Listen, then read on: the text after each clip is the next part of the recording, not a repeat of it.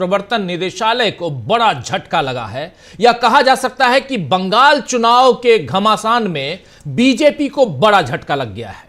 पिछले हफ्ते आईपैक के दफ्तर और प्रतीक जैन, जो आईपैक के मुखिया हैं, प्रतीक जैन के घर पर हुई छापेमारी के बाद से ममता बनर्जी, जो मुख्यमंत्री हैं पश्चिम बंगाल की, ममता बनर्जी ने बीजेपी के खिलाफ मोर्चा खोल लिया है। ममता बनर्जी ने साफ आरोप लगाया कि बीजेपी उनकी रणनीति, चुनावी रणनीति चुराने के लिए ईडी को आगे कर रही है और आईपैक के दफ्तर से टीएमसी की स्ट्रेटेजी वाले यानी रणनीति वाले दस्तावेज चुराए गए हैं। ईडी ने यानी एनफोर्समेंट डायरेक्टरेट ने इन आरोपों से तो इनकार किया ही था, साथ ही ममता बनर्जी पर काम में बाधा डालने का आरोप लगाया और इसे लेकर हाई कोर्ट और सुप्रीम कोर्ट भी गई। कलकत्ता हाई कोर्ट में पिछले हफ्ते 9 जनवरी को इस पर सुनवाई होनी थी, लेकिन कोर्ट रूम में भीड़ और हंगामे के कारण सुनवाई नहीं हुई। अब आज फिर से सुनवाई हुई, आज 14 तारीख को, तो फिर इसमें ईडी और भाजपा को बड़ा झटका लगा है। सुनवाई के दौरान ईडी की तरफ से पेश हुए अतिरिक्त सॉलिसिटर जनरल यानी additional solicitor general SV Raju बार बार यही अपील करते रहे कि इस मामले में सुप्रीम कोर्ट में भी याचिका दाखिल की गई है और इसीलिए उस पर फैसला आने के बाद ही सुनवाई हो। राजू ने इस बात पर भी आपत्ति जाहिर की कि आईपैक की तरफ से अदालत में कोई मौजूद नहीं था और ईडी ने टीएमसी के आरोप को खारिज करते हुए यह भी कहा कि उसने कोई दस्तावेज जब्त नहीं किए हैं, सब कुछ ममता बनर्जी और उनके सहयोगी लेकर चले गए। इस पर टीएमसी की तरफ से पेश वकील डॉक्टर मेनका गुरुस्वामी ने साफ साफ कहा है कि ईडी के इस बयान को दर्ज कर लिया जाए कि छापेमारी के दौरान कुछ भी जब्त नहीं किया गया, यानी भविष्य में अब ईडी किसी दस्तावेज को छापेमारी में बरामद सबूत के तौर पर पेश करना चाहे तो भी यह संभव नहीं होगा, क्योंकि ईडी ने खुद माना है कि उसने कुछ बरामद नहीं किया है। जब ईडी ने कह दिया कि जांच के दौरान बनाए गए दस्तावेजों यानी पंचनामा की कॉपी भी इसी बात की पुष्टि करती है कि आईपैक के ऑफिस या प्रतीक जैन के घर से कोई सामान या डेटा जब्त नहीं हुआ है, तो इसके बाद कोर्ट ने फैसला दिया कि याचिका में अब कोई बात बाकी नहीं रह गई है, इसीलिए इसे निपटा दिया गया। आपको बता दूं कि टीएमसी ने याचिका में कहा था कि अगर कोई डेटा जब्त किया गया है तो उसकी सुरक्षा की जाए, उसका संरक्षण हो, क्योंकि यह पार्टी के 2026 के विधानसभा चुनाव की तैयारी से जुड़ा गोपनीय राजनीतिक डेटा है।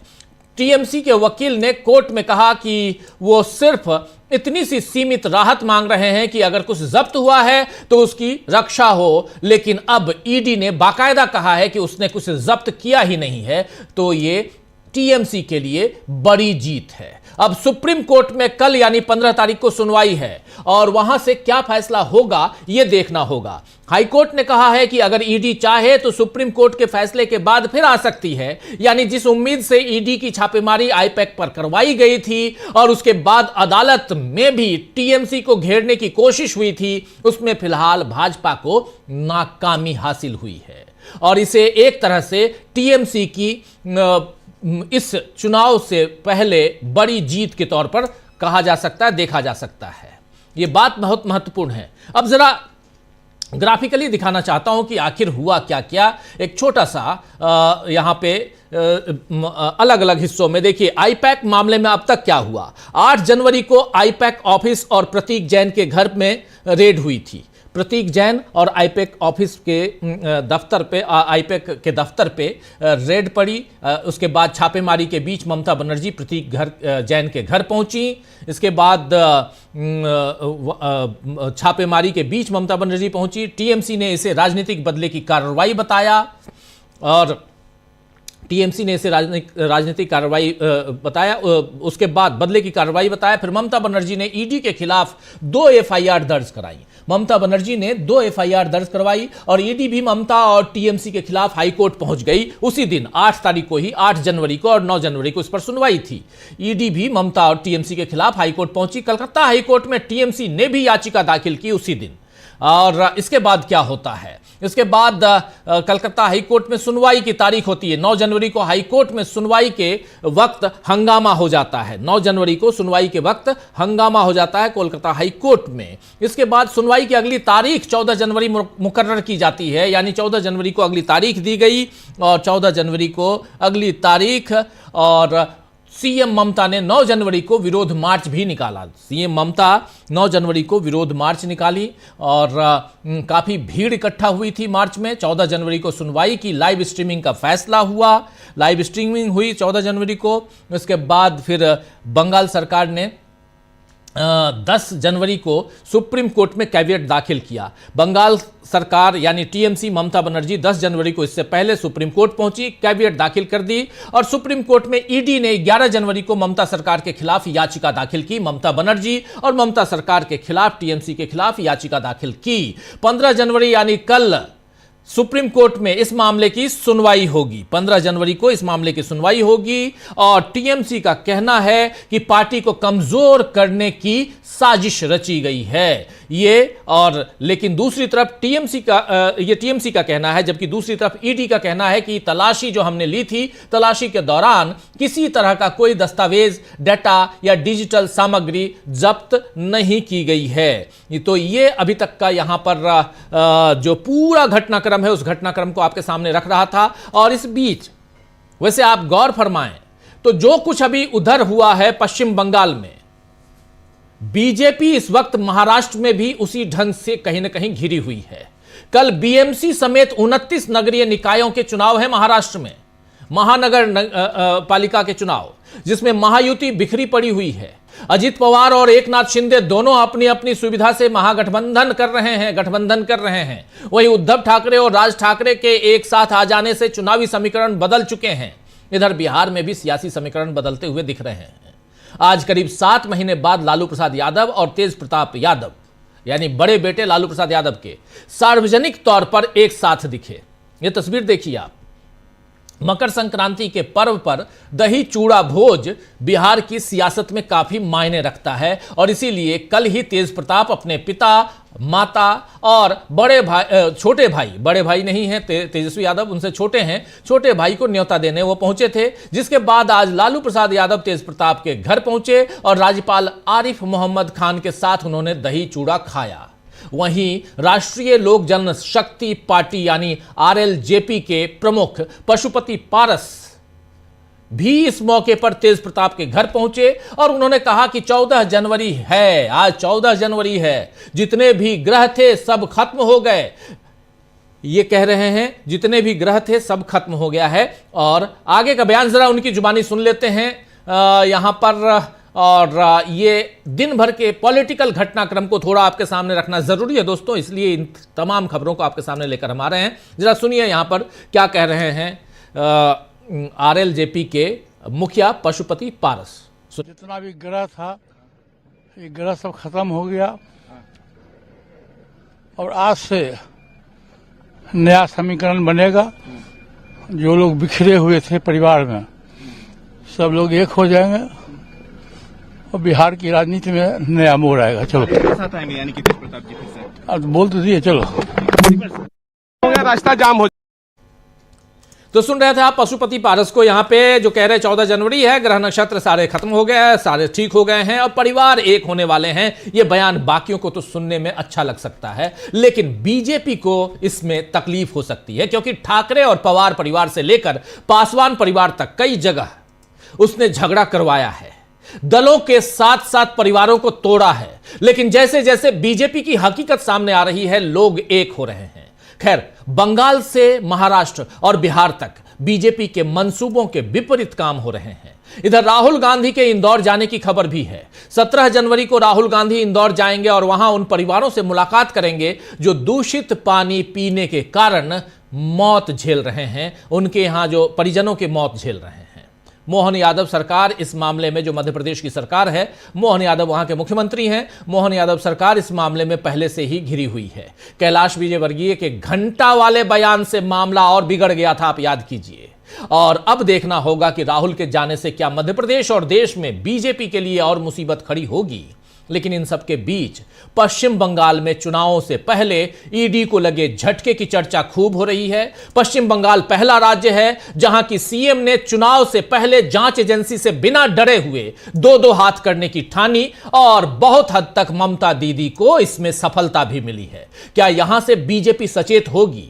क्या बीजेपी के मंसूबों पर पानी फिरना शुरू हो चुका है? आइए इन सब पे चर्चा करते हैं। बंगाल में बवाल मचा हुआ है। अभी जब इस प्रोग्राम को लेकर आपके सामने आ रहा था तो एक ब्रेकिंग खबर और आई है कि 50 से ज्यादा बीएलओ ने सामूहिक रूप से इस्तीफा दे दिया है एसआईआर के खिलाफ, एसआईआर में हो रही धांधलियों के खिलाफ। जिस काम को करवाने की जिम्मेदारी बीएलओ ब्लॉक लेवल ऑफिसर पे, बूथ लेवल ऑफिसर पे है, वही अगर इस्तीफा दे रहे हैं तो दाल में कुछ काला है। चलिए इन सब की पोल खोलने की कोशिश करते हैं, थोड़ा विश्लेषण गहराई से करने की कोशिश करते हैं। हमारे साथ कुछ वरिष्ठ साथी जुड़े हुए हैं, उन सबसे पहले आपका परिचय करवाता हूं। 3 वरिष्ठ साथी इस वक्त जुड़े हुए हैं हमारे साथ। प्रेम कुमार जी हैं, सुनील शुक्ला जी हैं और अमलेंदु उपाध्याय जी हैं। जल्द ही प्रशांत टंडन जी जुड़ेंगे और जल्द ही उधर कोलकाता से हमारे साथी सुमन भट्टाचार्य जुड़ेंगे। आप तीनों का स्वागत है, इस्तकबाल है इस चर्चा में।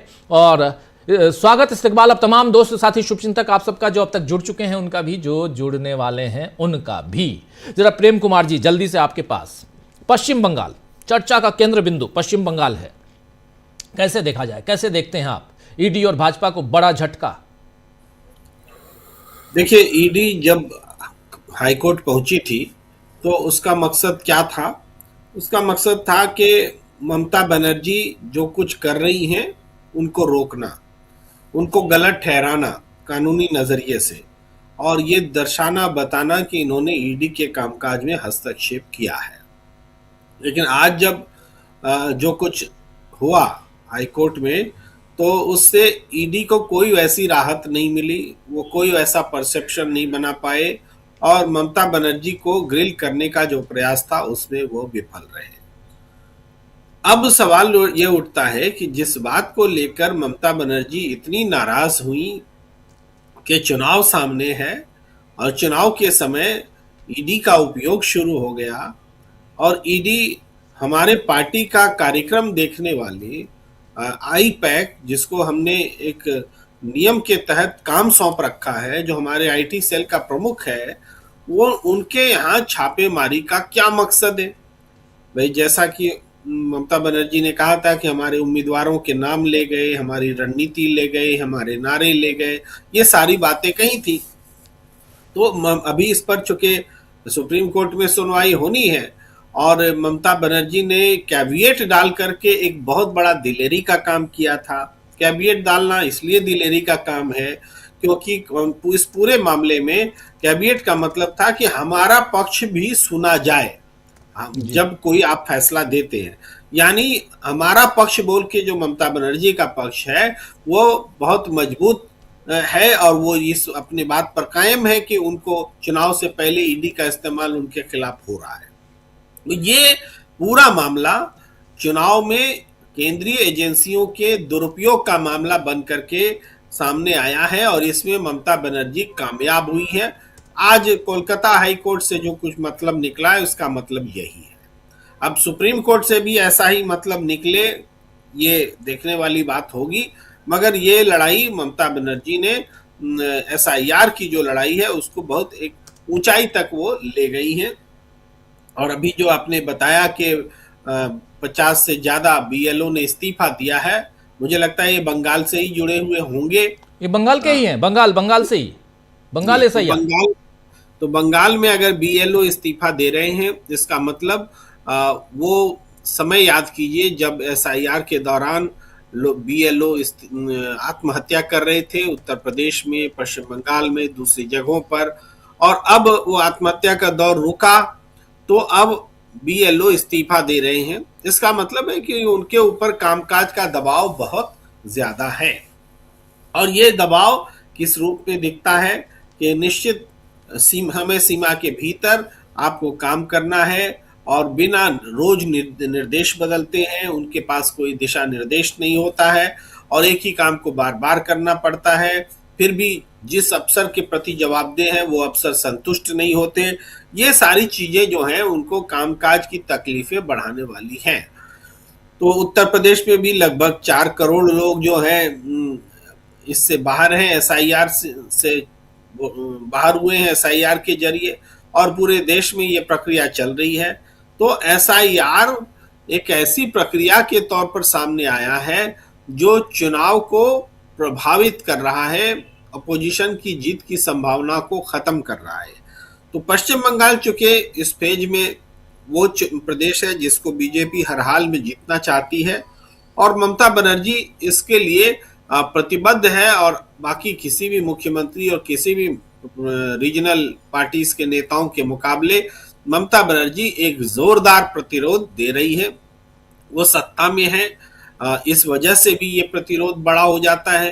तो इस तरह से बीजेपी को चुनाव में जिस तरह से ईडी सीबीआई का इस्तेमाल और चुनाव आयोग का इस्तेमाल बीजेपी कर रही है, उसके खिलाफ एक बंगाल उदाहरण बनकर के सामने आ रहा है कि उनके मंसूबों को वो कामयाब नहीं होने देगी। जी जी, बिल्कुल बिल्कुल। दो हमारे साथी जुड़ गए, प्रशांत टंडन जी भी जुड़ गए और सुमन भट्टाचार्य जी भी जुड़ गए हैं। जरा सुमन जी आपके पास आना चाहता हूं, जल्दी से आपका स्वागत है अब दोनों का। और क्या कुछ हुआ सुमनदा, वहां पश्चिम बंगाल में बहुत कुछ हो रहा है, और आज चूंकि 9 तारीख को जो सुनवाई थी कोर्ट में, हाई कोर्ट में, वहां तो बवाल मच गया था, काफी भीड़ जुट गई थी, सुनवाई नहीं हो पाई और जस्टिस सुब्रा घोष के कोर्ट में। लेकिन आज बाहर लाइव स्ट्रीमिंग हो रही थी, भीड़ अंदर नहीं थी, उतने लोगों को ही बुलाया गया था जितने लोग उस कार्रवाई में, सुनवाई में हिस्सा लेने वाले थे। लेकिन इसका इम्पैक्ट क्या रहा, क्या कुछ रहा, हम लोगों ने लाइव जरूर किया था, लेकिन चूंकि आंखों देखी आप वहां हैं तो आपसे बेहतर और कौन बताएगा इसका कितना इम्पैक्ट पड़ सकता है आने वाले चुनाव में, टीएमसी के मनोबल पे, बाकी चीजों पे अपनी बात रखिए प्लीज। जहां पे खड़े हैं दो पॉसिबिलिटीज है। एक पॉसिबिलिटी जो भाजपा बोलता रहता है लेकिन कर पाएगा कि नहीं वो दूसरा बात है, वो है आर्टिकल 356 या प्रेसिडेंट्स रूल। अगर वो नहीं कर पाता है तो अभी आज के बाद तृणमूल इतना उसका जो आप जो बात बताया, जो जितना स्पिरिट उनका ऊपर चला गया, उसको उससे उलझना भाजपा के लिए थोड़ा सा मुश्किल हो जाएगा। क्यों मैं ये बता रहा हूं, मैं थोड़ा सा आपको एक्सप्लेन करने की कोशिश करूं। ईडी ने आज हाईकोर्ट में जो बताया उसका पहला पॉइंट ये है, पहला पॉइंट कि उन लोगों ने कुछ जो डॉक्यूमेंट्स है, जो कुछ भी डॉक्यूमेंट उन्होंने आईपैक के दफ्तर से नहीं लाया। उन्होंने आईपैक के दफ्तर से कोई भी डॉक्यूमेंट, मैं फिर से दोहराना चाहता हूं, कोई भी डॉक्यूमेंट आईपैक के दफ्तर से या प्रतीक जैन के घर से नहीं लाया या नहीं सीज किया। तो इसका मतलब राजीव जी होता है जो दिल्ली से इंडिगो की 2 प्लेन भर के जो ईडी ऑफिसर कलकत्ता में आए थे, उन लोगों ने प्रतीक जैन के घर पे सुबह ब्रेकफास्ट खाने के लिए गया था, और तो कोई कारण नहीं हो सकता। अगर कोई पेपर उन्होंने नहीं जब्त किया तो उन्होंने सुबह जरूर प्रतीक जैन के घर पे ब्रेकफास्ट खाने के लिए गया।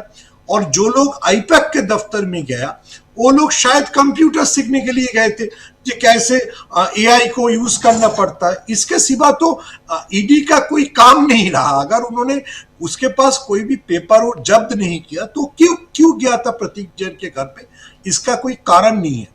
और ईडी ने खुद उस मामले को 3 दिन पीछे ठेल दिया। वो बोला कि क्योंकि सुप्रीम कोर्ट में वो मामला वही केस चल रहा है तो उनको नहीं होना चाहिए। देखिए 2 चीज, क्योंकि आपके हेडलाइन में नहीं देखे, मैंने देखा बंगाल में बवाल, तो 2 चीज बंगाल में बहुत इंटरेस्टिंग हो रहा है। एक भाजपा की जो लीडर्स है, जो एमएलए है, उसके लिए भी आज बहुत सारे इंसिडेंट हुआ। वो सारे जगह पे जाके फॉर्म 7 जमा कर रहे हैं, ठीक है। कल पिछला दिन बांकुरा के हमारे झारखंड के लागू एक डिस्ट्रिक्ट है जहां पे एक गाड़ी में 4000 फॉर्म 7 मिला, ठीक है। तो फॉर्म 7 आपको मालूम है क्यों लगता है, क्योंकि किसी का कैंसिल करने के लिए। देखिए मैं एक बंगाली हूं, मैं खुद एक बंगाली हूं। मैं बंगालियों के बीच वो आई मीन 1924 के बाद बंगालियों के बीच इतना एंटरप्रेन्योरशिप नहीं देखा। जो 4000 5000 फॉर्म लेके कोई जा रहा है गाड़ी करके, गाड़ी खड़ा करके दूसरे का कैंसिल करने के लिए।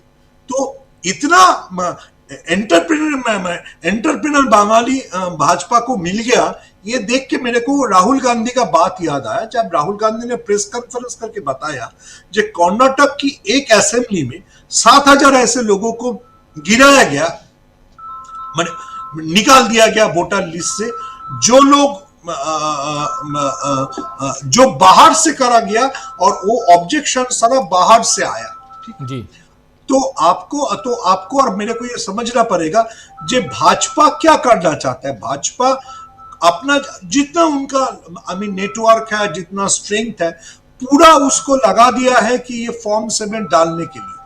और टीएमसी का जो आरोप है, आज नदिया में एक इंसिडेंट हुआ जहां पे भाजपा के लोग बाहर की स्टेट से गाड़ी लाया और आदमी भी आया जो फॉर्म 7 डाल रहा था। वहां पे टीएमसी के जो सपोर्टर्स है उनके साथ भाजपा के सपोर्टर लोगों का काफी हाथापाई हुआ, ये सब हुआ।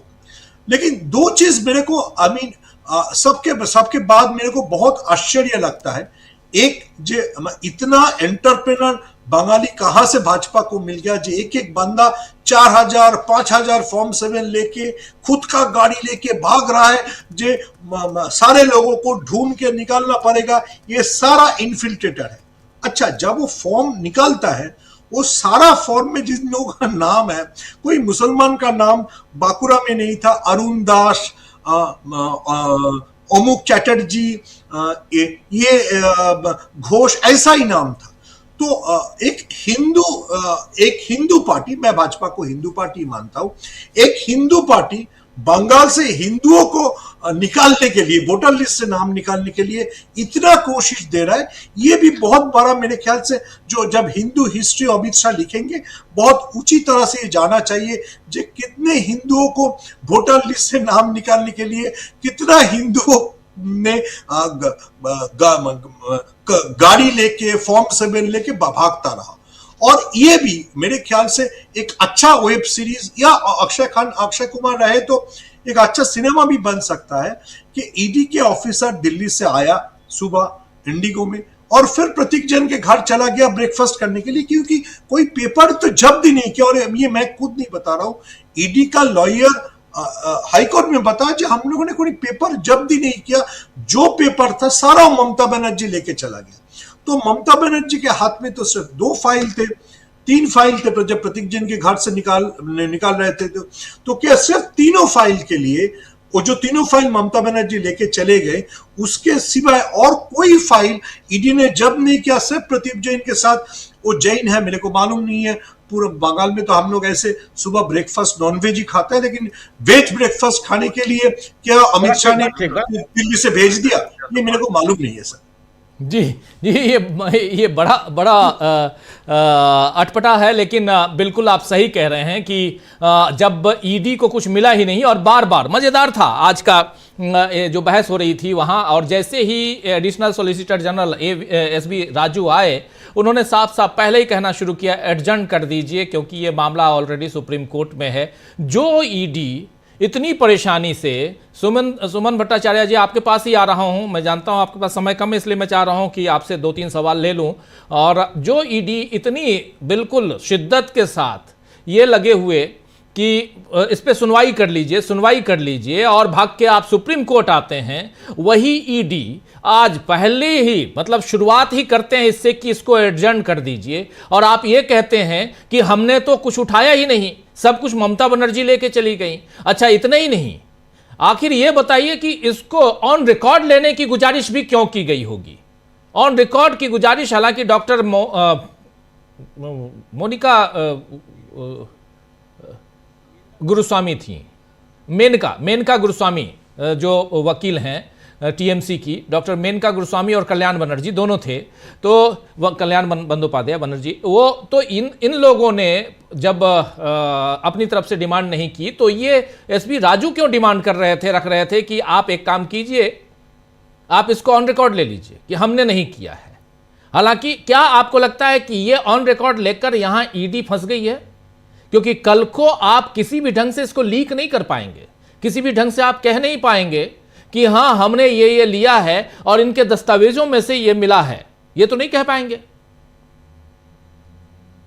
बात है उसके साथ जितना अभी सामने आ रहा है, जो लोग आईपैक के ऑफिस में पहुंचे, देखिए आईपैक के खिलाफ क्या इनका आरोप है, जो कोयला स्कैम है उससे आईपैक के पास सीधा पैसा गया था।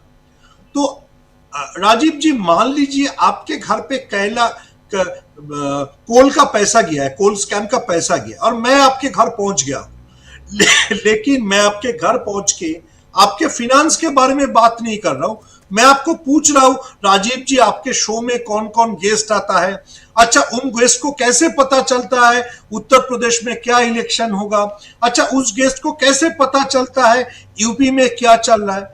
तो मेरे को आपकी फिनेंस के ऊपर नजर है या आपका पॉलिटिकल सर्वे के ऊपर नजर है?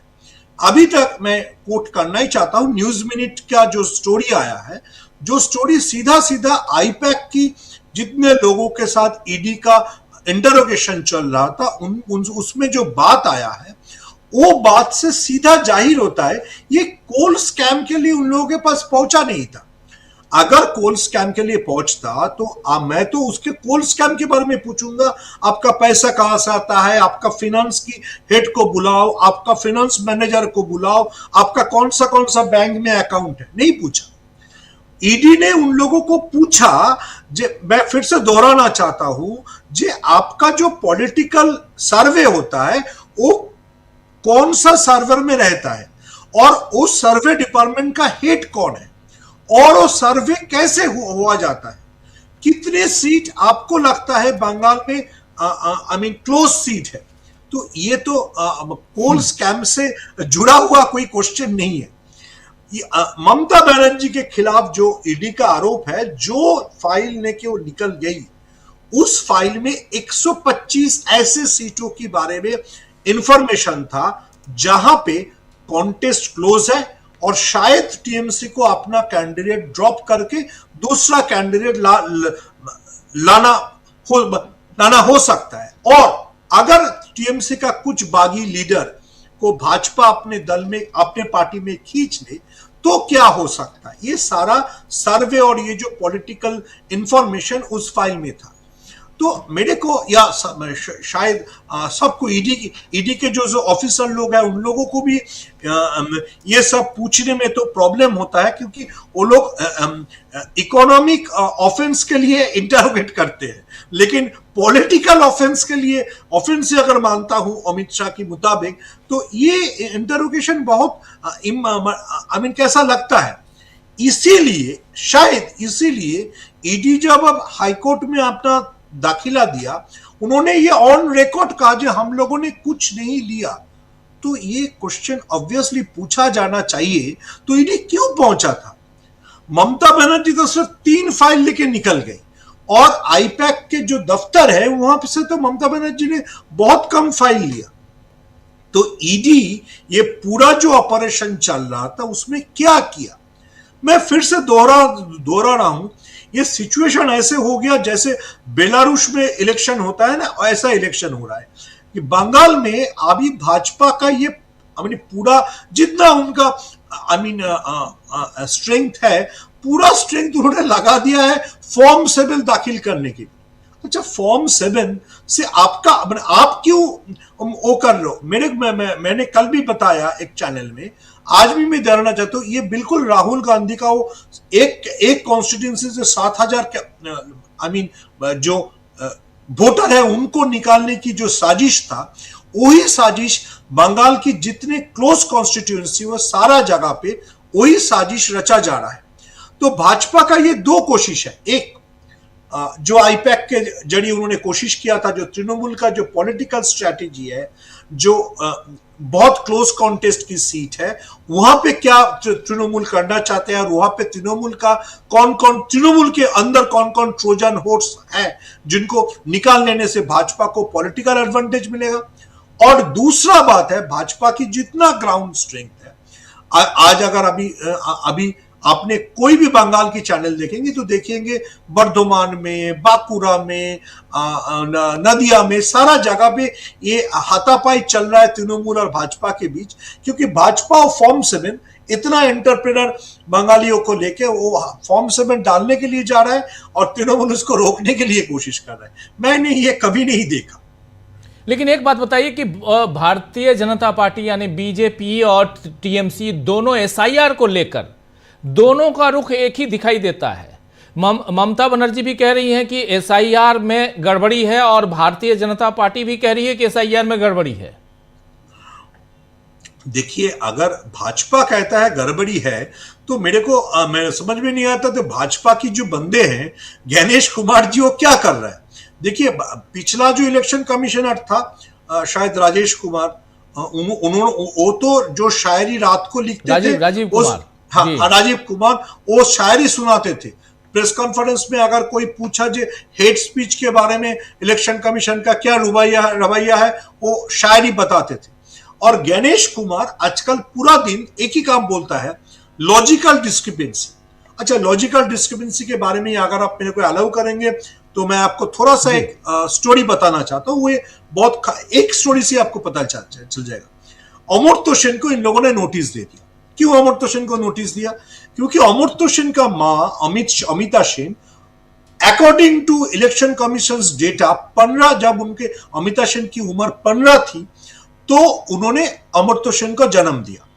अच्छा, 1914 में ऐसा होता भी था, 15 साल में मां लोग बच जाती थी। लेकिन उससे भी बड़ा इंपॉर्टेंट है, ये लॉजिकल डिस्क्रिपेंसी में क्यों आया? क्योंकि actually Amartya Sen's mother was born in 1914, not 1918। लेकिन अगर किसी को बंगाली नंबर आता है तो बंगाल में जो हम लोग 4 लिखते हैं उसको अंग्रेजी में 8 दिखता है, ठीक है। तो 1914 को जब उन्होंने कंप्यूटर में डिजिटाइजेशन किया तो 1918 बन गया। तो गलती किसका है? गलती है इलेक्शन कमीशन का, क्योंकि आपने 4 को 8 पढ़ा आपका डिजिटाइजेशन के जरिए। लेकिन इसके लिए आपने अमर्त्य सेन को नोटिस भेज दिया। अच्छा, और एक मैं आपको बताना चाहता हूं, ये शो में कोई मुसलमान नहीं है, लेकिन आपके शो में तो बहुत मुसलमान दर्शक रहते हैं। जो मुसलमान वो महाभारत का क्लाइमैक्स देखा था, वर्ल्ड कप की फाइनल में मोदी जी का यहाँ पे सर रख के मोहम्मद शामी, हमारा फास्ट बॉलर, रो रहा था, उसको भी नोटिस भेज दिया। मोहम्मद शामी इतना नरेंद्र मोदी के यहाँ पे सर रख के रोया, लेकिन उसको भी नोटिस मिल गया। तो आप बताइए जे किनको आप नोटिस भेज रहे हो और क्या लॉजिकल डिस्क्रिपेंसी आप देख रहे हो? यह लॉजिकल डिस्क्रिपेंसी जो ऐप, जिसके लिए तृणमूल ने बहुत शोर मचाया कि सीमा खन्ना जो ऐप बनाया, जो ऐप को गणेश कुमार बोल रहे हैं ये ऐप ग्राउंड में सारा प्रॉब्लम को सॉल्व कर देगा, वो ऐप बंगाल में तो एक बड़ा प्रॉब्लम हुआ ही है। मैं आज इलेक्शन कमीशन की थोड़ा सा डेटा चेक कर रहा था। मध्य प्रदेश में उन्होंने 2.5 करोड़ ऐसे वोटर को डिटेक्ट किया जिनको ये ऐप, लॉजिकल डिस्क्रिपेंसी ऐप, अच्छा ठीक ठाक वोटर नहीं मानता है। तो ये सारा हो रहा है वो लॉजिकल डिस्क्रिपेंसी ऐप से, क्योंकि गणेश कुमार ने अपना बॉस अमित शाह को बता दिया कि मैं 2 महीने में 2 साल का काम कर दूंगा। तो उसमें जो प्रॉब्लम हो रहा है वही हो रहा है सर। जी बिल्कुल, बने रहिए हमारे साथ। जल्दी से एक सवाल प्रशांत टंडन जी से लेता हूं। प्रशांत जी, आप इसको कैसे देखते हैं, ईडी का मामला और सुप्रीम कोर्ट में कल है सुनवाई, कल फर्स्ट हाफ में सुनवाई है सुप्रीम कोर्ट में, वो खबर भी आ गई है, लेकिन उस 2 जजों की बेंच है इधर सुप्रीम कोर्ट में। लेकिन उधर आज जो कुछ हुआ है, इससे कितना यहाँ मनोबल बढ़ा होगा टीएमसी का आपके हिसाब से, और कितना यहाँ मनोबल टूटा होगा बीजेपी का? मैं ईडी की बात भी नहीं कर रहा हूं। देखिए, बीजेपी से बड़ा सेल्फ गोल हो गया था, अब उस सेल्फ गोल की रिपेयरिंग हो रही है। आज आप देखिए कि ईडी डिफेंसिव क्यों था कोर्ट में। डिफेंसिव इसलिए थे कि उन्होंने अगर सख्त कार्रवाई की मांग की होती ममता बनर्जी के खिलाफ तो फिर वो एक ममता बनर्जी को पॉलिटिकल टूल दे देते। वो डिमांड कर सकते थे कि जी हमारे दफ्तर में वो घुस गई, ट्रेसपास किया और वो उन्होंने हमारे काम में रुकावट पैदा की, तमाम बातें वो कह सकते थे, लेकिन नहीं कहा। अब जहां तक डेटा की बात है राजीव जी, मैं आपके कोई मेरे घर में आए और मेरे लैपटॉप, वो 10 लोग आ जाए और मेरे लैपटॉप से पेन ड्राइव से डेटा निकाल लें, तो मेरा कंप्यूटर तो यहीं रखा हुआ है मेरे घर पे, कुछ तो गया नहीं। आप कह सकते हैं हम कुछ लेके नहीं गए, तो अभी तो इसकी जांच होनी चाहिए कि वास्तव में क्या लेके गए। सुमन जी की बात बिल्कुल साफ है, सीधी बात है कि इन्फोर्समेंट डायरेक्टरेट कोयला स्कैम के लिए वहां गया ही नहीं था। ये जो सुबह सुबह फ्लाइट पकड़े गए थे, ये सिर्फ और सिर्फ पॉलिटिकल इंफॉर्मेशन निकालने गए थे तृणमूल कांग्रेस की। ईडी जो है वो बीजेपी का काम कर रहा था, साफ साफ शब्दों में कहा जाए तो, और उनका पॉलिटिकल डेटा वो चोरी करने गए थे वहां पे, और मेरा तो अनुमान है कि वो उन्होंने कर भी लिया होगा। लेकिन जो कुछ उनको मिला, ममता बनर्जी एक लैपटॉप और 2 फाइल लेके वहां से आई हैं, उसके अलावा वहां पे कुछ अगर मिला होगा तो उनको मिला होगा, लेकिन वो कोर डेटा उसी में था। तो एक बड़ी पॉलिटिकल चूक हो गई। अब बीजेपी इसको रिपेयर कैसे करेगी ये देखना होगा।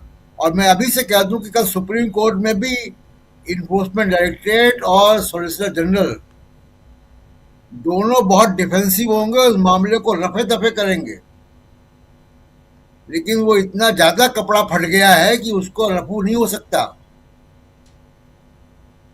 ये दिक्कत हो गई। वो एक चुनाव की शुरुआत में आपने एक बड़ा सेल्फ गोल किया, और अब दूसरी चीज ये है कि देखिए एसआईआर, इलेक्शन कमीशन जो कर रहा है, बिहार में जो किया उसने, अभी तमाम सारे रिपोर्ट्स आ रही हैं कि बिहार में किस तरीके से इलेक्शन को मैनिपुलेट किया गया। पश्चिम बंगाल में भी ये हो रहा है। इलेक्शन कमीशन को किसी भी प्रकार का बेनिफिट ऑफ डाउट नहीं मिल सकता है। ये एसआईआर की पूरी प्रक्रिया ही बीजेपी के लिए इलेक्टोरल रोल बनाने के लिए की गई है। उसमें ममता बनर्जी ने संघर्ष कर दिया, वहाँ पे कई सारे हेल्थ सेंटर बना दिए, बीएलओ इस्तीफा दे रहे हैं, तमाम बीएलओ ने आत्महत्या की या उनकी मौत हो गई, ये सब हो रहा है।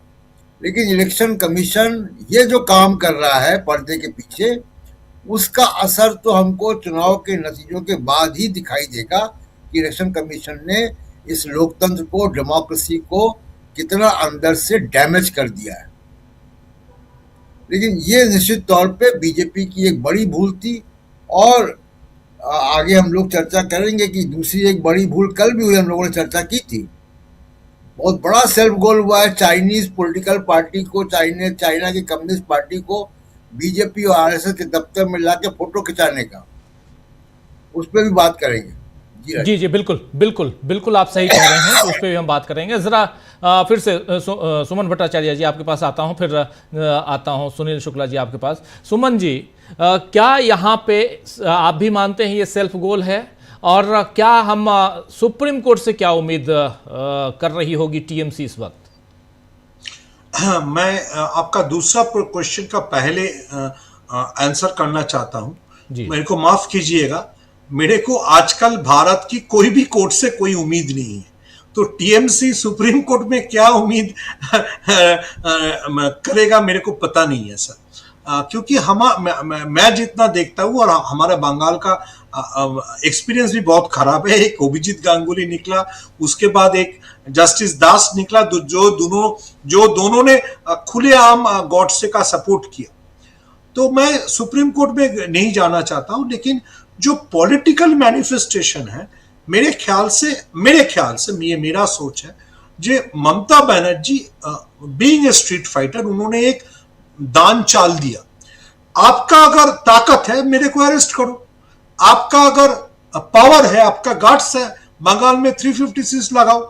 अगर नहीं लगा पाते ये दोनों में कुछ भी, तब हर वक्त मैं बंगाल की एग्जाम्पल देके ईडी को ऐसे ही मुकाबिला करूंगा। अगर मैं इसको एस्टेब्लिश कर दिया कि ईडी एक चोर है, ईडी एक भाजपा का एजेंट है, तब तो मेरे को और मेरा पॉलिटिकल पार्टी को इसी लाइन पे आपको अटैक करने में कोई दिक्कत नहीं है। देखिए, अगर मैं फिर से दोहराना चाहता हूं, ममता बनर्जी ने खुलेआम ईडी को चैलेंज किया है। ईडी का बात अगर मान लेते, ईडी से फाइल लेके निकल गया तो ईडी को आइदर ममता बनर्जी को अरेस्ट करना पड़ेगा या सेंट्रल गवर्नमेंट को बंगाल में 356 करना पड़ेगा। इससे नीचे कुछ नहीं है। अगर इससे कुछ भी नीचे गया, जैसे आपने आज बताया, आज हाईकोर्ट में ईडी वापस चला गया, इससे नीचे कुछ भी गया तो ममता बनर्जी के लिए एडवांटेज है। जे मैंने तो तुमको तुम्हारा औकात दिखा दिया और ये भी पब्लिकली बताया जे तुम चोर हो। तुम भाजपा के लिए जो टंडन साहब बोल रहे थे, तुम भाजपा के लिए चोरी का काम करते हो। मैं ये बताने के बाद भी ईडी का हिम्मत नहीं हुआ मेरे को अरेस्ट करने के लिए, और अमित शाह का हिम्मत नहीं हो अगर होगा बंगाल में 356 जारी करने के लिए, तो भाजपा को इलेक्शन भाजपा कैसे फेस करेगा? आपका जो मेन एजेंसी है जिसको आप बोलते हैं, जो लगभग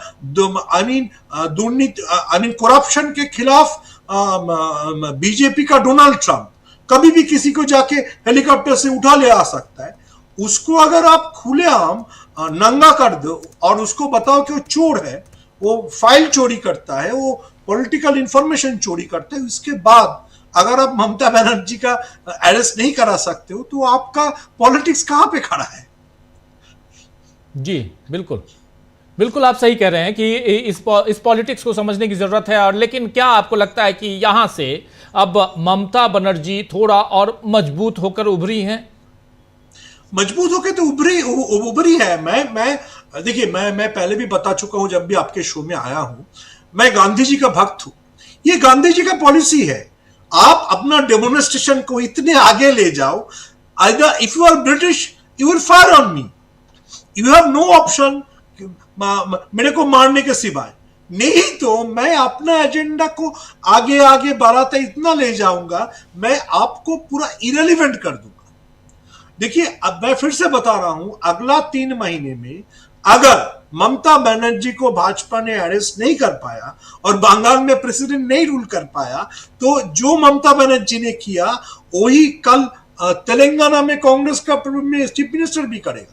उसके बाद जिसका हिम्मत रहेगा, डीएमके का स्टालिन भी वही करेगा। क्यों नहीं करेगा? मैंने तो दिखा दिया हूं कि ईडी एक चोर है, सॉरी फॉर माय लैंग्वेज, लेकिन ईडी एक चोर है और वो भाजपा के लिए काम करता है, तो उसके साथ उछलने के लिए, उसका मुकाबला करने के लिए यही एक तरीका है, उसके साथ सीधा भिड़ जाओ। एक रास्ता, अलग रास्ता ममता बनर्जी ने खोल दिया है। अब इसके पास, अब सरकार के पास, ईडी के पास 2 ही रास्ता है, या तो वहां 356 लगाओ और या गिरफ्तार करो ममता बनर्जी को। अगर आप नहीं कर पाते हो तो ममता बनर्जी सही है। अगर आप नहीं कर पाते हो, मैं राजीव जी के शो में आके राजीव जी का टाई खींचा, इसके बाद भी अगर राजीव जी मेरे को शो में बुलाता है तो राजीव जी का प्रॉब्लम है ना, मेरा प्रॉब्लम तो नहीं है। तो ममता बनर्जी ने तो ईडी को चोर बता दिया। इसके बाद अगर ईडी और ममता बनर्जी एक साथ एग्जिस्ट करता है और फिर से अगर ईडी किसी के घर पे ब्रेकफास्ट खाने के लिए पहुंच जाता है, तो ममता बनर्जी तो वहां पे मिठाई खुशी खुशी भेज देगा। आप ब्रेकफास्ट ही खाओ, आपको डॉक्यूमेंट जब्त करने का क्या जरूरत है? सही बोल रहे हैं, सही बोल रहे हैं। बहुत बहुत बहुत शुक्रिया, बहुत धन्यवाद आपका सुमन भट्टाचार्य जी, जुड़ने के लिए, समय निकालने के लिए। अब आना चाहता हूं सुनील शुक्ला जी आपके पास। सुनील जी, इसको कैसे आप देखते हैं, कैसे आप इसका विश्लेषण करेंगे कि, और जो बातें यहाँ पर सुमन भट्टाचार्य कह रहे हैं और साफ साफ कि यहाँ कोई विकल्प नहीं है, और विकल्प जो है वो भी बहुत मुश्किल विकल्प है। आज की तारीख में राष्ट्रपति शासन लगाने की तरफ अगर आप जाते हैं, तब या आज की तारीख में ममता बनर्जी को गिरफ्तार करने की सोचते हैं, तब ये इन तमाम चीज़ों को देखा जाए और उससे पहले ईडी की कार्रवाई और इस ढंग से सीधा सीधा आज पहली बार इतनी दलीलें ईडी के की अलग अलग जो केसेस, जो पॉलिटिकल केसेस हुए हैं, उसको हम लोगों ने खूब समय समय पे हम लोगों ने उसकी रिपोर्टिंग की है। लेकिन आज कुछ और ही था और इसी ASG, additional solicitor general Raju, इनकी काफ़ी दलीलें हम लोगों ने अपने दर्शकों तक पहुंचाई हैं सुप्रीम कोर्ट से। लेकिन आज वहां पे ये पहले ही होता नहीं कि फर्स्ट बॉल पे ही आप क्लीन बोल्ड लड़खड़ाते हुए नजर आए और शुरुआत में ही। क्या कारण रहा होगा, यहां क्यों बैकफुट पे ईडी नजर आया? धन्यवाद राजीव जी। इसलिए ईडी बैकफुट पे नजर आया कि ईडी जिसके नाम पर आईपैक के दफ्तर में रेड डाले थे, उसको लेकर कोई उसके पास अभिलेख नहीं है। 2020 का यह मुकदमा है, 2026 में आप ऐन चुनाव के मौके पर वहां रेड डालने जा रहे हैं। गोया कि आप उस मामले की तहकीकात करने नहीं जा रहे हैं, उस राज्य में चुनाव को प्रभावित करने के लिए जा रहे हैं। अगर आपको कोल स्कैम से जुड़े हुए आपके पास अभिलेख होते, 20 साल से आप 2020 से लेकर के 26 तक 6 साल से तो आप बैठे हुए नहीं है ना, कुछ न कुछ तो आप काम कर रहे होंगे, क्योंकि आपका ही काम है, जांच कर रही है, आपका काम है। ये 6 साल का पहले का मुकदमा है या जांच चल रही है, तो आपने कुछ तो तथ्य एकत्रित किए होंगे। और अगर आप तथ्य एकत्रित किए होते तो आपको अचानक चुनाव के मौके पर वहां जाने की आवश्यकता नहीं पड़ती, उसके पहले आप चले गए होते। आप 25 में चले गए होते, 24 में चले गए होते और आईपैक के खिलाफ कार्रवाई कर लेते। लेकिन आपको भी पता है, ईडी को यह पता है कि उस मामले में आप आईपैक के खिलाफ कोई भी तथ्य आपके पास नहीं है, कोई अभिलेख नहीं। आप गए थे चुनाव को प्रभावित करने के लिए, जो आरोप लगाया ममता बनर्जी ने, और उस वजह से जब आपके पास उस पूरे प्रकरण में कोई अभिलेख, कोई बताने के लिए न्यायालय के पास नहीं है, तो क्या कहेंगे आप? तो ममता बनर्जी का जो आरोप है वो सही साबित हो रही है कि ये केवल हमारे जो डॉक्यूमेंट है, चूंकि यह आईपैक टीएमसी का आईटी का प्रभारी के रूप में काम करता है, तो जो टीएमसी के पॉलिटिकल इंफॉर्मेशन है उसको लेने के लिए आए थे। और सवाल सही है, अगर ईडी अपने मजबूत फुटिंग पे खड़ी होती तो वो न्यायालय को ये बताती कि बिल्कुल नहीं, हम कोल स्कैम के लिए गए थे और ये चीजें ऐसी मिली है मेरे पास, ये बद लिफाफे में हम न्यायालय को दे रहे हैं जिसमें आईपैक संलिप्तता नजर आती है। वो तो कुछ नहीं बता पाया क्योंकि आपके पास कुछ ही नहीं है बताने के लिए। तो पॉलिटिकली जो ममता बनर्जी ने जो एक नैरेटिव बनाने की कोशिश की, उसमें वो कामयाब रही और यह कहने में कामयाब रही कि ईडी केवल पॉलिटिकल एजेंट के रूप में भारतीय जनता पार्टी के का काम कर रहा है, एक जांच एजेंसी के रूप में काम नहीं कर रहा है। सर्वोच्च न्यायालय भी कई बार इनसे कह चुका है कि आप राजनीतिक लड़ाइयों में भागीदार क्यों हो जाते हैं, क्या आपकी कौन सी मजबूरी है? ईडी से पूछ चुका है, उसका कोई जवाब उनके पास नहीं है। जो गतिविधियां चल रही हैं पूरे देश भर में कि जिस राज्य में चुनाव होता है ईडी वहीं सक्रिय हो जाती है, ये तो न्यायालय के संज्ञान में भी है। आप दिल्ली के चुनाव देख लीजिए, जब अरविंद केजरीवाल गिरफ्तार किया गया। आप झारखंड को देख लीजिए, जब हेमंत सोरेन को गिरफ्तार किया गया। कब गिरफ्तार किया गया? जब चुनाव था। अगर आपके पास अरविंद केजरीवाल और हेमंत सोरेन के पास मजबूत तथ्य थे तो चुनाव के पहले गिरफ्तार कर लेते, चुनाव के मौके पर क्यों गए? तो यह बात तो एक आम जनमानस में है कि ईडी का प्रयोग इसी कारण से हो रहा है। और यह जो एक परसेप्शन बना है, यह बेमतलब भी नहीं है।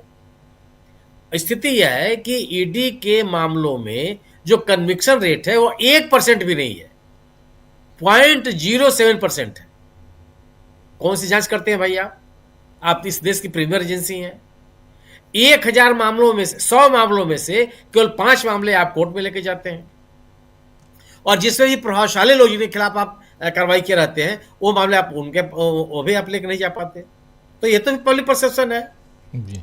इस मामले में जो ईडी का ये मामला पश्चिम बंगाल में कोलकाता में हुआ, मेरा अपना मानना है कि ममता बनर्जी को एक जबरदस्त पॉलिटिकल लीड मिली है।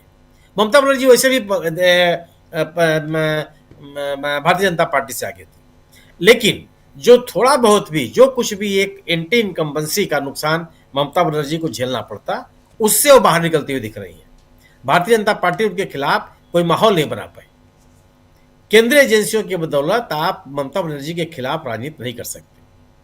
अगर आप 356 लागू कर देंगे, वहां राष्ट्रपति शासन लागू कर देंगे, तो भारतीय जनता पार्टी आत्महत्या कर लेगी वहां। फिर इसको उम्मीदवार मिलेंगे कि नहीं मिलेंगे, ये तय करना पड़ेगा इनको।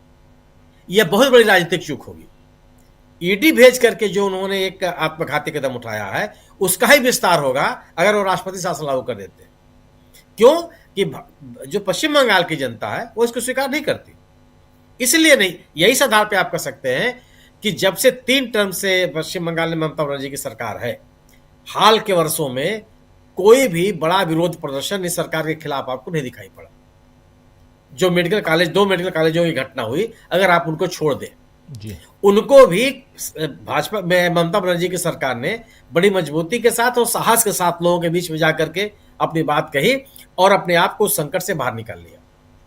गवर्नेंस के मुद्दे पर कोई पश्चिम बंगाल में स्थिति नहीं है कि आप राष्ट्रपति शासन लागू करेंगे और वहां की जनता एकदम फूल माला लेकर के भारतीय जनता पार्टी के पीछे खड़ी हो जाएगी। नहीं, आपने बहुत बड़े एक संकट से हमको निजात दिला दिया, एक ऐसे रिजीम से हमको आपने निजात दिला दिया जो गवर्नेंस के नाम पर बहुत विफल है। ये स्थिति नहीं बनने वाली। तो 356 लागू भी करते हैं आप, तो वहां का जो जनादेश है ममता बनर्जी के साथ, वो उसके साथ मजाक होगा, वो भी आप नहीं कर सकते। और ईडी अगर आगे की कार्रवाई नहीं करती, तो जो ममता बनर्जी कह रही हैं कि आप एक राजनीतिक एजेंडे के तहत गए थे वहां, वो साबित होता हुआ नजर आता है। दोनों स्थितियों में ईडी कुछ कर नहीं सकती है। ईडी की स्थिति भी नहीं है कि आप जा करके आप ममता बनर्जी को गिरफ्तार भी नहीं कर सकते, यह भी साहस नहीं जुटा पाएंगे आप। माने 356 लागू करना भी आपके बूते का नहीं है और ममता बनर्जी की गिरफ्तारी भी आपके साहस का विषय नहीं है आपका, दूर दूर तक। दोनों स्थितियों में ममता बनर्जी का जो पॉलिटिकल नैरेटिव है वो मजबूत होता हुआ दिखता है, और इस पॉलिटिकल नैरेटिव का काट बीजेपी के पास नहीं। अगर बीजेपी चाहती है कि वह अगर ममता बनर्जी से मुकाबला करना, तो उसको राजनीतिक तौर पर भी मुकाबला करना होगा, और उनका मुकाबला करने के लिए कोई एजेंडा उसके पास नहीं है। पिछले 5 साल में भी कोई एजेंडा बना नहीं पाई। जिस तरह की जिस बात को आप आगे ले जाना चाहती है, शुभेंदु अधिकारी जो बात कहते रहते हैं, उस आधार पे भारतीय जनता पार्टी पिछले 5 वर्षों में कोई राजनीतिक विमर्श नहीं बना पाई है ममता बनर्जी के खिलाफ। क्या करेंगे आप? कौन से मुद्दे आपके पास हैं? एसआईआर को लेकर के जो आपने चुनाव को प्रभावित करने की कोशिश की, उसका भी एकदम सड़क पर उतर के ममता बनर्जी ने मुकाबला किया। जो नाम काटने के प्रयास किए गए, उसको भी भरसक रोकने की कोशिश की, और ये बताने का प्रयास किया कि एसआईआर के माध्यम से चुनाव को प्रभावित करने की कोशिश की जा रही है। तो एसआईआर को लेकर के भी अगर आप कोई परसेप्शन बनाना चाहते हैं, वो भी संभव नहीं है। तो न तो आप भ्रष्टाचार का कोई बड़ा मुद्दा खड़ा कर पाए, न कोई राजनीतिक मुद्दा आप बड़ा खड़ा कर पाए। एसआईआर के माध्यम से जो आपने चुनाव प्रभावित करने की कोशिश अगर कर भी रहे होंगे, उसको भी ममता बनर्जी ने बेनकाब किया। ममता बनर्जी सड़क पर उतर करके भारतीय जनता पार्टी का मुकाबला कर रही है। जो कुछ भी आप काम कर रहे हैं, एसआईआर के खिलाफ वो सड़क पर उतरे, ईडी के खिलाफ आप आए, वो भी सड़क पर उतरे। कोई ऐसा विषय नहीं था जिससे ममता बनर्जी ने अपने आप को बैकफुट पर रखा हो, यह कोशिश की हो कि नहीं हम सीधे सीधे हम नहीं उतरेंगे। हर मामले में सीधे सीधे उतरेंगे। न्यायालय में अगर ईडी गया, न्यायालय में टीएमसी भी गई, और टीएमसी का कोई पदाधिकारी नहीं गया, ममता बनर्जी खुद गई एज चेयरपर्सन तृणमूल कांग्रेस। सर्वोच्च न्यायालय में ईडी है, वहां भी टीएमसी ममता बनर्जी अपने खुद में सामने उपस्थित है। तो आमने सामने खड़ा होकर के जिस तरीके से ममता बनर्जी ने भारतीय जनता पार्टी का मुकाबला किया है, वह उनके राजनीतिक बढ़त का संकेत है पश्चिम बंगाल। और केंद्रीय एजेंसियों की बदौलत राजनीति करने की जो कोशिश कर रही है भारतीय जनता पार्टी, वह इस बात का सबूत है कि भारतीय जनता पार्टी संगठनात्मक स्तर पर और राजनीतिक स्तर पर ममता बनर्जी का मुकाबला करने की स्थिति में नहीं है। टीएमसी को कमजोर करके, ममता बनर्जी के ऊपर हमले करके केंद्रीय एजेंसियों की बदौलत वो चाहती है कि वह टीएमसी सरकार का मुकाबला कर लेगी। मुझे ऐसा नहीं लगता। इस पूरे घटनाक्रम में मुझे लगता है कि ममता बनर्जी ने एक राजनीतिक बढ़त हासिल की है, और उसको पाट पाना अभी तत्काल मुझे भारतीय जनता पार्टी के बस में नजर आता नहीं। जी जी जी बिल्कुल। लेकिन अमलेंदु जी, आप भी लाइव में थे ही और देख रहे थे, समझ रहे थे क्या चल रहा है, लेकिन ज़रा ये समझाइए कि ईडी ने ये यू टर्न क्यों मारा वहाँ हाई कोर्ट में? क्या सुप्रीम कोर्ट से कोई उम्मीद लेकर ईडी यहाँ पहले से बैठा हुआ है? राजीव, सुप्रीम कोर्ट से उम्मीदें रही होंगी ईडी को, इसीलिए यू टर्न मारा, या फिर ये हो सकता है कि वो समझ ही नहीं पाए हों एएसजी राजू साहब जो हैं कि दूसरी तरफ से जाल क्या बना गया है। क्योंकि वो तो कहते रहे हमने कुछ नहीं लिया है, ममता बनर्जी लेंगी, ममता बनर्जी लेंगी। मतलब उनका बार बार जोर जो था वो ये था कि हमने कुछ बरामद नहीं किया है, ममता बनर्जी उसको ले गई उठाकर। और जिस समय ऑर्डर लिखाया जा रहा था उस समय भी वो बीच में हस्तक्षेप कर रहे थे कि इसमें ये भी जोड़ दीजिए कि ममता बनर्जी ले गई। ये उनका जोर था मिला के। तो राजीव जी आज वो यूटर्न लेना नहीं चाहते थे, लेकिन वो जिस तरीके से वहां फंस गए थे, एक तो पहले वो तैयारी के साथ इसीलिए आए थे कि शायद यहाँ से एडजॉर्नमेंट मिल जाएगा और फिर सुप्रीम कोर्ट पहुंच जाएगा तो राष्ट्रीय स्तर पे जो है उसको भुनाया जाएगा, वहां भी फिर बात होगी। आज भी एक हेडलाइन बनेगी और फिर वहां भी बनेगी, उसके बाद फिर ममता बनर्जी को थोड़ा नुकसान पहुंचाया जाएगा, ये इस इरादे से गए होंगे। लेकिन वहां जो उनके वकील थे दोनों, कल्याण बनर्जी जो थे वो भी राजीव जी सुप्रीम कोर्ट के बहुत अच्छे वकीलों में गिने जाते हैं, और डॉक्टर मेनका गुरुस्वामी वो भी बहुत अच्छे वकीलों में गिनी जाती है।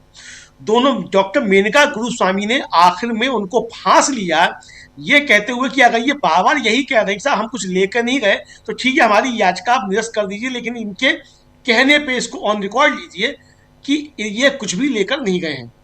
तो वो झोंक में मुझे लगता है कह गए कि हाँ हम कुछ लेके नहीं गए हैं, अगर आप इसको रिकॉर्ड पे लेना चाहते हैं और रिकॉर्ड पे ले लीजिए, ममता बनर्जी ले गई। यानी वो शायद ये सोच रहे होंगे कि अगर ये रिकॉर्ड पे आ जाएगा कि ममता बनर्जी ले गई तो हम सुप्रीम कोर्ट से में जाके ये कहेंगे देखिए ममता बनर्जी जो थी वो ले गई, ममता बनर्जी पर एफआईआर दर्ज की जाए ईडी के काम में बाधा डालने की। ये उनका मकसद रहा होगा, लेकिन फंस गए वहां जाकर उल्टे। और अदालत जो थी उसने रिकॉर्ड पर ले लिया कि ये कह रहे हैं कि कुछ भी लेकर नहीं गए हैं। अब राजीव जी इसके जरिए दो तीन चीजें हुई। एक तो यू टर्न साबित हो गया कि यू टर्न आप ले लिया। दूसरा, आपकी जबरदस्त तरीके से हार हुई कि आपको जो कहना पड़ा कि हम कुछ लेकर नहीं गए, कहां तो बनना फिर आप जो थे मुकदमे कायम करते, यानी क्या क्या करते। तीसरी बात राजीव जी, ये आप समझिए कि ये मान लिया ईडी की तरफ से एएसजी राजू साहब ने कि उन्होंने वो दस्तावेज बरामद किए थे जो ममता बनर्जी आरोप लगा रही हैं, मगर वो दस्तावेज ममता बनर्जी लेगी, ईडी नहीं ले जा पाई, ये स्वीकार किया है। उनका बाबा ये कहना कि हमने कुछ नहीं लिया, ममता बनर्जी ले गई, तो इसका मतलब कि आप ये स्वीकार कर रहे हैं कि आपने वो दस्तावेज लिए थे और आपका कहना यही है कि ममता बनर्जी छीन के ले गई। तो ममता बनर्जी वो ले गई तो आपने स्वीकार कर लिया कि आप वहां आईपैक पर जो छापा डालने गए थे वो आप कोयला घोटाले में नहीं गए थे, वो आप तृणमूल कांग्रेस की स्ट्रेटजी बरामद करने के लिए गए थे कि क्या स्ट्रेटजी है, और जो ममता बनर्जी आरोप लगा रही हैं उसको आज ईडी ने अदालत में साबित कर दिया कि ममता बनर्जी के आरोप सही हैं। अब राजीव जी जब ये पहुंचेंगे सुप्रीम कोर्ट में तब वहां क्या बहस करेंगे? यही तो कहेंगे कि साहब ये हमारा इन्होंने काम में बाधा पहुंचाई और हम तो लेकर नहीं आए, ममता बनर्जी लेंगी, जो आज रट लगाए हुए थे एएसजी राजू साहब, यही रट सुप्रीम कोर्ट में लगाएंगे।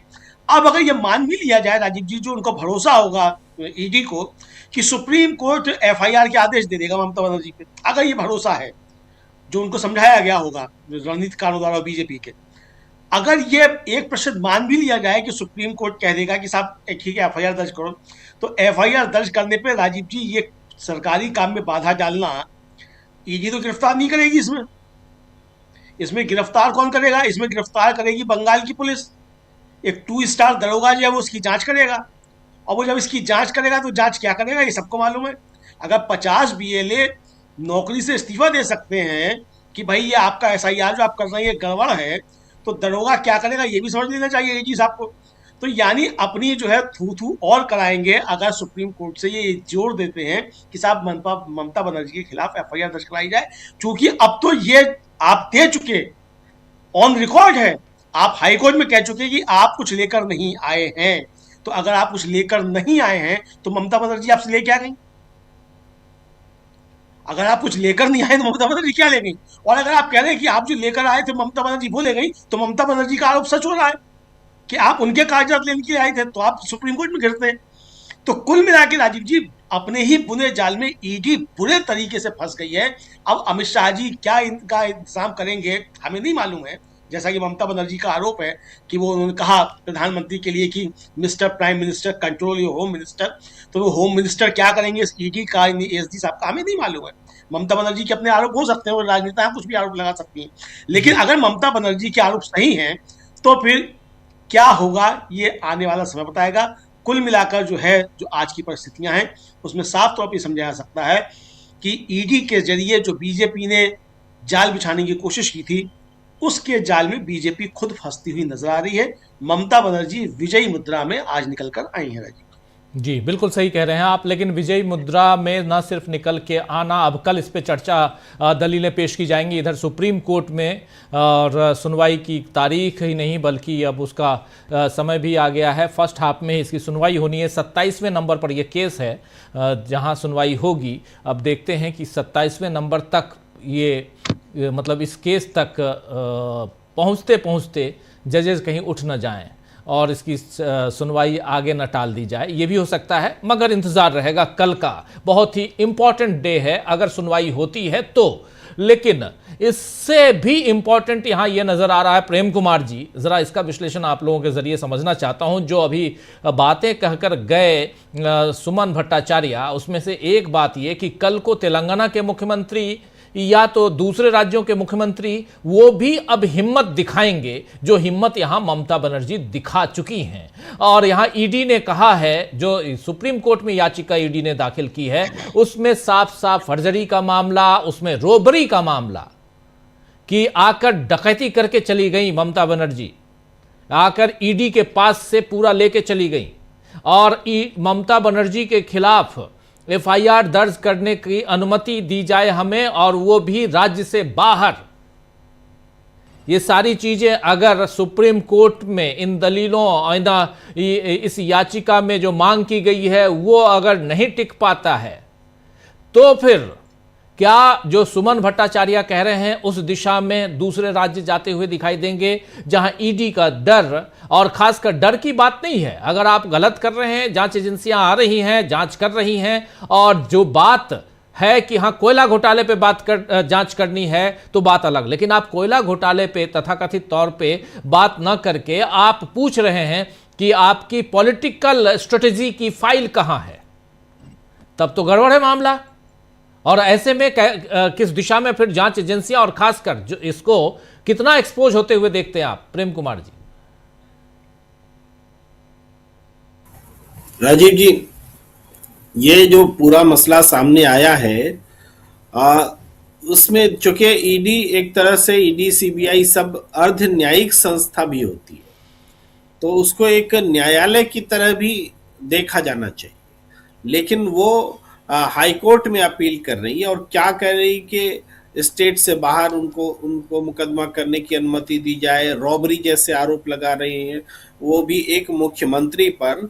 तो इसका मतलब है कि ये आरोप नहीं है, एक तरफ से उन्होंने ईडी जब ये कह रहा तो ईडी ने मान लिया है कि ऐसा हुआ है, तब वो कोर्ट में गए हैं कि भाई ममता बनर्जी रॉबरी कर रही है, काम में दखल दे रही है, कुछ इस तरह की बात जो असंवैधानिक है वो कर रही है।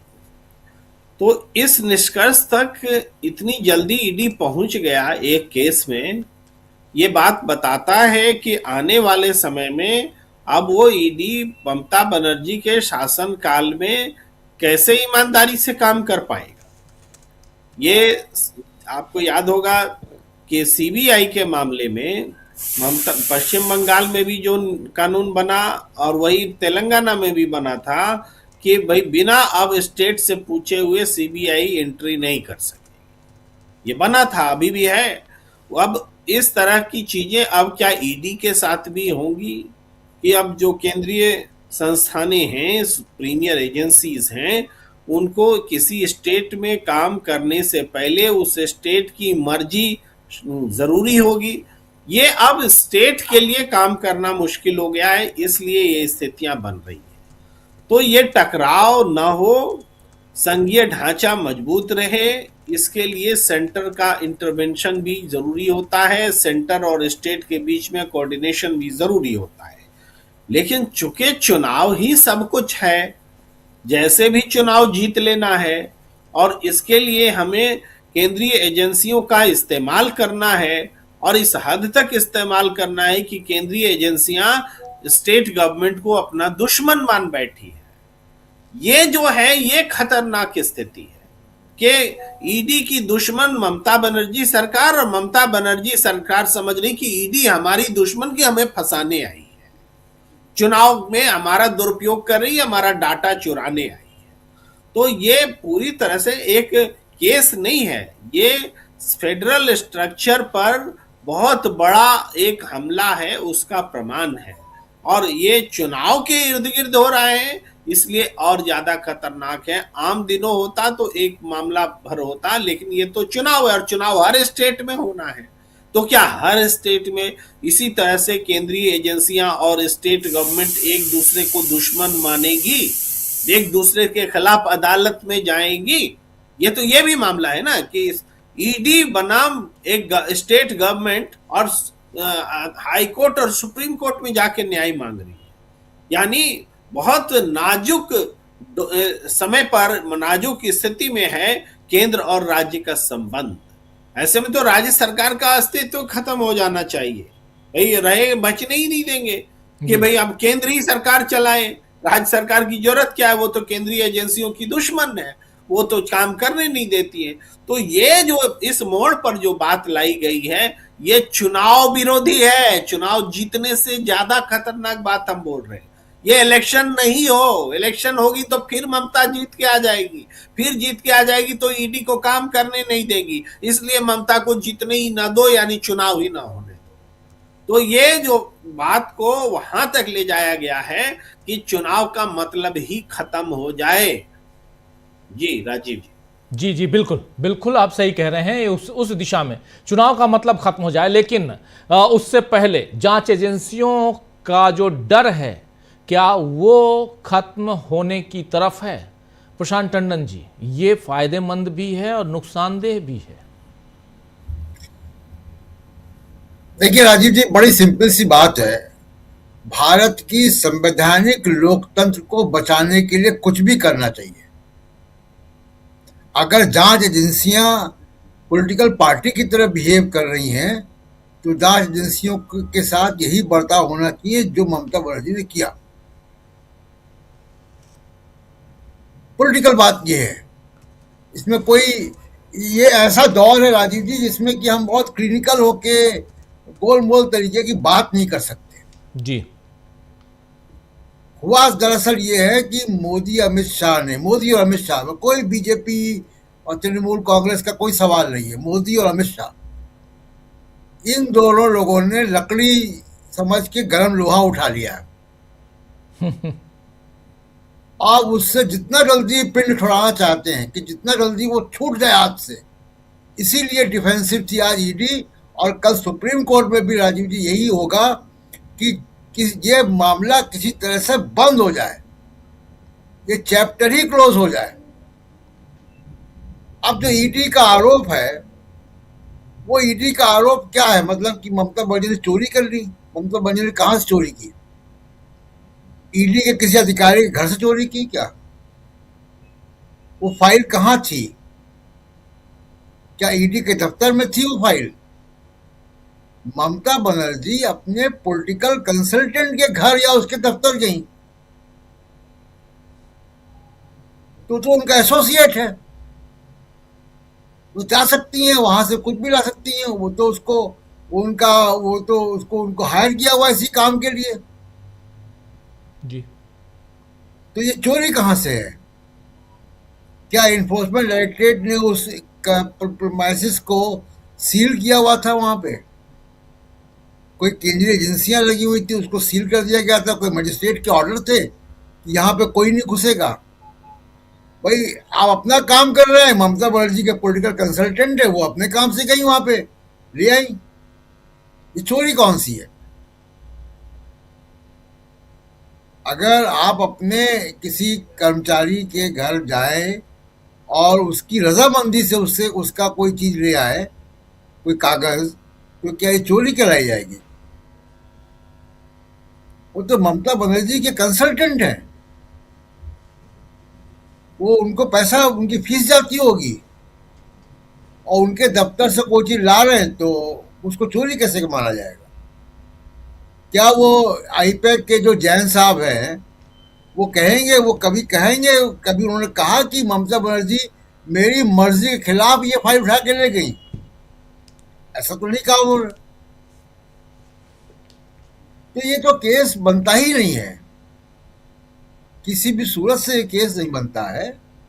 और बहुत एक साफ बात ये हो गई राजीव जी कि चुनाव के पहले ही एक बड़ा जो है झटका इन लोगों को लग गया है, हिट विकेट हो गए हैं बिना मतलब। और अब केवल भरोसा ज्ञानेश कुमार पे है, मोदी अमित शाह को। जी केवल ज्ञानेश कुमार कोई चमत्कार कर पाए तो कर पाए। और देखिए, गोदी मीडिया ये हिंदी बेल्ट नहीं है, तो गोदी मीडिया बहुत कारगर नहीं होगा वहां पे। हिंदू मुसलमान चल नहीं पाएगा। एक इन्होंने अपना एजेंट लगाया हुमायूं कबीर नाम के व्यक्ति को, उसका मामला गुब्बारा की हवा हट निकल चुका गई। ऑलरेडी। जी उस गुब्बारे की हवा निकल गई। फिर आपने ईडी को भेजा, ईडी फंस गया। और मैं आपको बता दूं, अब चुनाव तक ईडी बंगाल नहीं जाएगा, क्योंकि अब जब बंगाल जाएगा तो ये और इस तरीके की हरकत करेंगे वो, तो चुनावी मुद्दा बनेगा। और चुनावी मुद्दा बनना चाहिए। अगर CBI, enforcement directorate, income tax, अगर ये सरकारी एजेंसियां पॉलिटिकल टूल की तरह काम करती कि जहां चुनाव हो वहां पहुंच जाए। अभी सुनील जी भी यही कह रहे थे कि छत्तीसगढ़ में चुनाव होगा तो आप भूपेश बघेल के घर पहुंच जाएंगे, और राजस्थान में चुनाव होगा तो आप गहलोत के घर पहुंच जाएंगे। बड़ा हिसाब से चलते हैं आप। महाराष्ट्र में चुनाव होगा तो आप उद्धव ठाकरे के रिश्तेदारों के यहाँ पहुंच जाएंगे। कर्नाटक में चुनाव आएगा तो आप डीके शिव कुमार के पहुंच जाएंगे। तो ये अगर आप ये करेंगे, तो अगर आप पॉलिटिक्स करेंगे तो आपको भी पॉलिटिक्स झेलनी पड़ेगी। क्यों नहीं झेलनी पड़ेगी? जब आप पॉलिटिकल वर्कर की तरह काम कर रहे हैं तो पॉलिटिकल वर्कर की तरह होगा। पॉलिटिशियंस आपस में दूसरे को छीटा कसी करते हैं, वैसे होगा। जी बिल्कुल। तो कोयले खदान में आप जाएंगे और मुंह भी काला नहीं कराएंगे, ऐसे कैसे होगा? जी बिल्कुल। तो इसमें फंस गए हैं मोदी अमित शाह दोनों। अब इसको कैसे वो रिपेयर करते हैं वो कल सुप्रीम कोर्ट में देखेंगे। मेरा अंदाज ये है कि इस मामले को अब वो कंबल डालने का काम करेंगे इस पे, कि इसको खत्म किया जाए। अब कुछ नया सोचेंगे, कुछ नया आइडिया। हुमायूं कबीर का चला नहीं, ईडी चला नहीं, अब तीसरा कोई एक और शिगुफा लेकर आएंगे, क्योंकि दीदी और दीदी वाला भी पुराना हो गया, वो भी चलेगा नहीं इस बार। जी राजीव जी बिल्कुल बिल्कुल। सुनील शुक्ला जी, आप क्या कुछ देखते हैं आगे क्या हो सकता है? और उसमें जांच एजेंसियों की बात मैं कर रहा हूं, और कितना सबक यहां पे ममता बनर्जी ने दिया है जांच एजेंसियों, और खासकर ईडी को, बीजेपी को अघोषित तौर पे।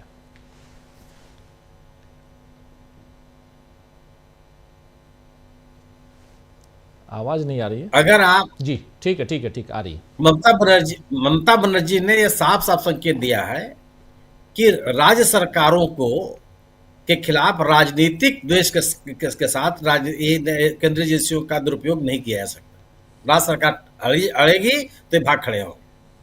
सवाल इस बात का है कि ममता बनर्जी क्या है? ममता बनर्जी कोई टीएमसी की सामान्य कार्यकर्ता तो है नहीं, वह आईपैक की एक सामान्य कर्मचारी भी नहीं है, वह राज्य के मुख्यमंत्री हैं। ईडी ने वहां रेड डाला और ममता बनर्जी वहां पहुंच गई। तो क्या ईडी की जिम्मेदारी नहीं बनती थी कि वह मुख्यमंत्री को यह बताती कि मिस्टर जैन के खिलाफ ये अब हमारे पास साक्ष्य उपलब्ध है? ये उनको नहीं बताना चाहिए। अब आरोप लगाने के बजाय